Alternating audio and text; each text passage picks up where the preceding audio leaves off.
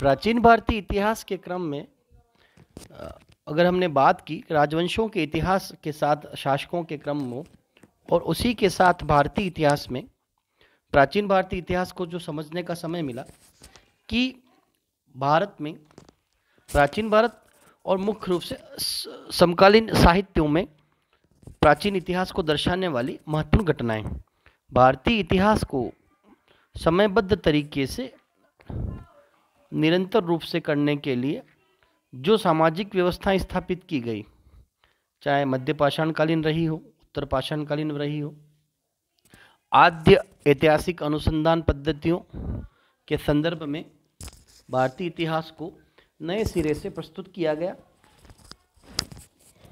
और भारतीय संदर्भ में आद्य ऐतिहासिक काल से संबंधित हमारी जानकारी केवल पुरातात्विक क्षेत्र अनुसंधान तथा उससे संबद्ध व्याख्यात्मक अनुसंधान पर आधारित है। पुरातात्विक क्षेत्र अनुसंधान दो प्रकार का होता है, समन्वेषण और उत्खनन। किसी निर्दिष्ट क्षेत्र के पुरातात्विक समन्वेषण के लिए प्राचीन स्थलों या प्राचीन मानवीय जीवन यापन के चिन्हों की तलाश की जाती है। ये स्थल बहुधा विभिन्न भिन्न कालों से संबंध रखते हैं। उस क्षेत्र के विस्तृत मानचित्र पर उन स्थलों को सावधानी पूर्वक दर्शाकर और उनके संबंध में आवश्यक स्थानीय जानकारी बड़े ध्यान से एकत्रित करके यह मालूम करना संभव हो जाता है कि इन पुरानी बस्तियों और विभिन्न भौगोलिक तत्वों भौगोलिक क्षेत्र में उन काल से संबंधित महत्वपूर्ण बस्ती कौन सी थी। सभी बस्तियां विशेष मृदा श्रेणी में केंद्रित थी।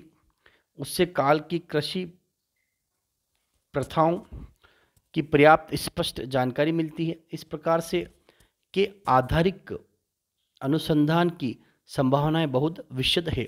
एक सामान्य शैक्षिक विषय के नाते पुरातत्व के अंतर्गत इस विषय पर विस्तृत साहित्य उपलब्ध है।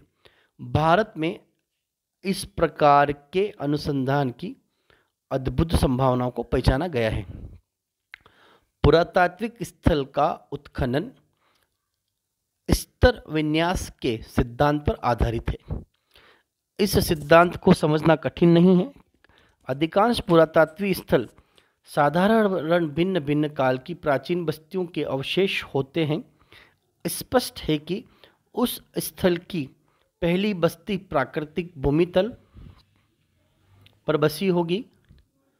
उस बस्ती के निवासी इसी भूमितल पर घर बनाते हैं और मरम्मत करते हैं। उनके इस जीवन यापन से वहाँ अनिवार्यतः मलबे का ढेर लग जाता है और जहाँ दूसरी बस्ती बन जाती है। तो इन निष्पेक्षों की श्रृंखला में सबसे निचले निष्पेक्ष उस स्थल के पहले जीवन यापन का संकेत देते हैं। सामान्यतः अगर हम ये बात करते हैं कि पुरातात्विक व्यवस्थाएं जो हैं वे किस तरीके से, पहला यह कि जीवन यापन के भिन्न भिन्न निक्षेपों से संबंधित विभिन्न उत्खनित वस्तुओं का विश्लेषण करना पड़ता है ताकि इन निक्षेपों से संबद्ध जीवन और अर्थव्यवस्था का सुसंगत प्रतिरूप तैयार किया जा सके। इनमें से अनेक विश्लेषणात्मक पद्धतियाँ प्राकृतिक विज्ञान के विभिन्न विषयों जैसे कि भौतिकी, रसायन, वनस्पति विज्ञान, प्राणी विज्ञान, भूविज्ञान इत्यादि पर आधारित है। उदाहरण के लिए यदि हमें उत्खनित निक्षेप में से कोई ताम्र उपकरण मिलता है तो वैज्ञानिक, रासायनिक और धातु क्रमिक विश्लेषणों की सहायता से यह मालूम करना संभव हो जाता है कि वस्तु का विनिर्माण कैसे हुआ। किसी स्थल के विभिन्न फसलों, अवशेषों का वास्तविक वैज्ञानिक अध्ययन उस स्थल के कृषि जीवन पर प्रकाश डालता है। परंतु मुख्य बात यह है कि पुरातत्ववेत्ताओं को उत्खनित निष्पेक्षों के लिए बहुत कुछ प्राकृतिक वैज्ञानिक की सहायता पर निर्भर रहना पड़ता है। पुरातात्विक और प्राकृतिक विज्ञानों का ऐसा संपर्क अभी भारत में व्यापक रूप से प्रचलित नहीं हुआ है, परंतु केवल इसी उपागम से प्राप्त की जा सकती है। परंतु आद्य ऐतिहासिक संदर्भ में ऐतिहासिक तिथि युक्त वस्तुएं स्वभाव नहीं मिलती, अतः ऐसी स्थिति में मुख्यतः सही तिथि निर्धारण की विभिन्न वैज्ञानिक पद्धतियों पर निर्भर रहना पड़ता है। जो विभिन्न तिथि निर्धारण तकनीकें उपलब्ध हैं उससे रेडियो कार्बन तिथि निर्धारण पद्धति कहते हैं। इसका प्रयोग केवल ऐसी वस्तुओं के लिए कर सकते हैं जिनमें कार्बन मौजूद है। अतः काठ, कोयला और अन्य से झुलसे हुए अवशेष इत्यादि इस प्रकार के तिथि निर्धारण की उपयुक्त सामग्री प्रस्तुत करते हैं। अर्थात अगर हम बात करते हैं कि वायुमंडल में रेडियोधर्मी कार्बन 14 ग्रहण करते हैं, जब प्राणी की मृत्यु हो जाती है तब एक ज्ञात दर के अनुसार रेडियोधर्मी कार्बन का क्षय होता है, जिसे से वह सामान्य कार्बन 12 में बदल जाता है। संक्षेप में संवेशनों और उत्खनन संवेशित उत्खनित सामग्री का वैज्ञानिक विश्लेषण और तिथि निर्धारण की विभिन्न वैज्ञानिक पद्धतियां, जिनमें रेडियो कार्बन तिथि निर्धारण आज की प्रमुख पद्धति है, आद्य ऐतिहासिक प्रवृत्तियों अनुसंधान की विशेषतः भारत के संदर्भ में आधारभूत पद्धतियां हैं। अंत में यह बात उल्लेखनीय है कि भारत आद्य इतिहास पर पुरातात्विक अनुसंधान तेजी से बढ़ा रहा है। नवपाषाण काल अर्थव्यवस्था का आधारभूत तत्व खाद्य उत्पादन तथा पशुओं को पालने की जानकारी बताता है, जो दो प्रकार से था: टंकित पालिशदार पाषाण उपकरण तथा छोटे अपखंडित पाषाण उपकरण। वास्तव में पहली श्रेणी के उपकरण नवपाषाण उपकरण हैं, क्योंकि कभी ऐसा सोचा जाता था कि खाद्य उत्पादन और पशुओं को पालतू बनाने का आरंभ इसी श्रेणी के उपकरणों के साथ जुड़ा है।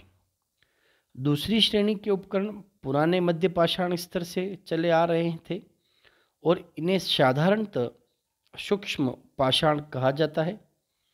नवपाषाण स्तर पर धातु कर्म के व्यापक ज्ञान के संकेत नहीं मिलते हैं। वास्तविक नवपाषाण स्तर पर धातु कर्म के व्यापक ज्ञान के संकेत नहीं मिलते हैं। वास्तविक नवपाषाण स्तर धातु रहित माना जाता है। यहाँ कहीं नवपाषाण स्तर पर धातु की सीमित मात्रा दिखाई दे जाती है, उसे पुरातत्ववेत्ता ताम्र पाषाण स्तर की संज्ञा देते हैं।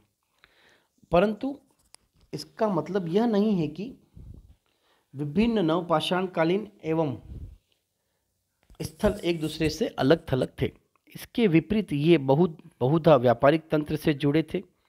अधिकतर इनमें विदेशी और विलासिता की वस्तुओं का व्यापार होता था, परंतु नवपाषाण स्तर की प्रमुख उपलब्धियां खाद्य उत्पादन का आविष्कार थी। नवपाषाण या खाद्य उत्पादन अर्थव्यवस्था के आरंभ के बारे में जो मूल बात याद रखने की है वह यह है कि कृषि की किसी भी फसल की पूर्वज वन्य फसल होती है, और ये स्पष्ट भी कहे जाए तो कृषि की कोई फसल किसी अन्य वन्य फसल की वंशज होती है, और एक जटिल अनुसंधान प्रक्रिया है जो वनस्पति वैज्ञानिक अनुसंधानों के साथ घनिष्ठ रूप से जुड़ी हुई है। भारत में खाद्य उत्पादन या नवपाषाण काल अर्थव्यवस्था के आरंभ के बारे में यह बात अवश्य समझ लेनी चाहिए कि इस विषय पर उपलब्ध जानकारी बहुत अधूरी है। इन आधारभूत समस्याओं को ध्यान में रखते हुए अब उपलब्ध जानकारी पर विचार कर लिया जाए। सिंध और बलूचिस्तान की सीमा पर कच्छ के मैदान में बोलन नदी के किनारे मेहरगढ़ नामक स्थल के पास स्पष्ट साक्ष्य प्राप्त हुआ है, और इस स्थल का उत्खनन 1977 से चल रहा है। लगभग ईसा पूर्व 5000 के संदर्भ में कृषि जन्य गेहूं और जौ की विभिन्न किस्में प्राप्त हुई है, परंतु इस स्थल के बारे में गहरी दिलचस्पी का कारण यह है कि लगभग ईसा पूर्व 5000 के तिथि निर्धारित स्तर के नीचे बहुत सारा निक्षेप पड़ा है। भारतीय दृष्टिकोण से ईसा पूर्व तीसरी शताब्दी से ही कश्मीर में एक समृद्ध नवपाषाण संस्कृति रही थी। तब तक जिस सबसे महत्वपूर्ण स्थल का पता चला है वह है बुर्ज होम, आधुनिक श्रीनगर से ज़्यादा दूर नहीं है। इस स्थल का पहला कालखंड नवपाषाण युगीन है, जो उपखंड या दो चरणों में है। पहले चरण में अनेक वस्तुएं मिलती है। दो मध्य पाषाण युगीन स्थल हैं, एक मध्य प्रदेश के होशंगाबाद के निकट आदमगढ़ और दूसरा भिलवाड़ा जिले के बागौर में। इन दोनों की तिथि ईसा पूर्व 5000 के आसपास निर्धारित की गई है। ये स्थल मध्य पाषाण युग के हैं, इसलिए ये नवपाषाण युग से पहले के हैं, परंतु इन दोनों से मवेशियों और भेड़ बकरियों के पालन के साक्ष्य मिलते हैं।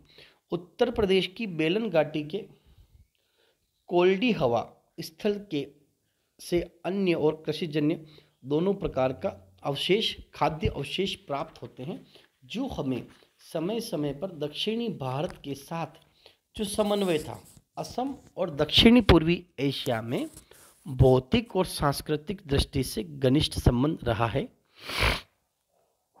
यहाँ खाद्य उत्पादन का प्रथम साक्ष्य ईसा पूर्व 7वीं शताब्दी जितना पुराना अवश्य है, उससे ज़्यादा पुराना चाहे न भी हो। दक्षिणी भारत में कृषि जन्य बाजरे की एक ऐसी किस्म मिली है जो ईसा पूर्व 3री सहस्त्राब्दी जितनी पुरानी है। बाजरे की इस किस्म का मूल उद्गम संतोषजनक ढंग से निर्धारित नहीं किया जा सकता है। इस तरह यह स्पष्ट है कि भारतीय संदर्भ में खाद्य उत्पादन अर्थव्यवस्था के आरंभ के विषय में कोई स्पष्ट और निश्चित निष्कर्ष नहीं निकाल सकते हैं और भिन्न भिन्न ढंग से इस व्यवस्था में पहुंचने लगे होंगे। इन बस्तियों का महत्व दो प्रकार से है। पहले, वे इस महाद्वीप में आधारित कृषि तथा बस्तियों का प्रतिनिधित्व करती है। दूसरे, वे सिंधु सभ्यता की पृष्ठभूमि को स्पष्ट करती है। ऐसी बहुत सारी बस्तियों का संवेष्टन और उत्खनन हुआ है, मुख्यतः बलूचिस्तान, उत्तर पश्चिम की गोमल घाटी, पंजाब के मैदानों, सिंध, बहावलपुर की गग्गर घाटी, राजस्थान और हरियाणा में परवर्ती काल में सिंधु सभ्यता तक समूचे क्षेत्र में विकसित हुई, जो गुजरात तथा गंगा यमुना के दो आब के ऊपरी भाग तक फैल गई थी। भारतीय दृष्टिकोणों में अगर बात की जाए कि गुजरात और गंगा यमुना दो आब के ऊपरी हिस्से में सिंधु पूर्व बस्तियों का साक्ष्य कहीं उपलब्ध नहीं है। कच्छ के मैदान में, मेहरगढ़, क्वेटा घाटी में, मेहरगढ़ सबसे पुराना स्थल कहा जा सकता है। और इसी क्रम में अगर हम बात करते हैं कि भारत में जो प्रमुख स्थल थे जो सिंध से संबंधित थे, सिंध के दो स्थल ध्यान देने योग्य, कोट दीजी और अमरी। ये दोनों अपने सिंधु पूर्व सभ्यता निक्षेपों के लिए प्रसिद्ध हैं। कोट दीजी में एक किले बंद सिंधु पूर्व सभ्यता देखने को मिलती है और अमरी में भी इसी तरह का स्थल है, परंतु अमरी में सिंधु पूर्व सभ्यता स्तर की किलेबंदी नहीं की गई है। इसी तरह का स्थल परंतु अमरी में प्राप्त होता है और उसके बाद पुनः गोमल घाटी मुख्य उत्खनित क्षेत्र जो सिंधु घाटी सभ्यता के क्रम को जिस तरीके से दर्शाने का प्रयास करता है, उसी क्रम में गोमल घाटी, पंजाब के मैदान, सिंध, बहावलपुर, राजस्थान, हरियाणा के साथ गग्गर घाटी और सरस्वती और सिंधु नदी के किनारे स्थापित करना संभव हो सका था।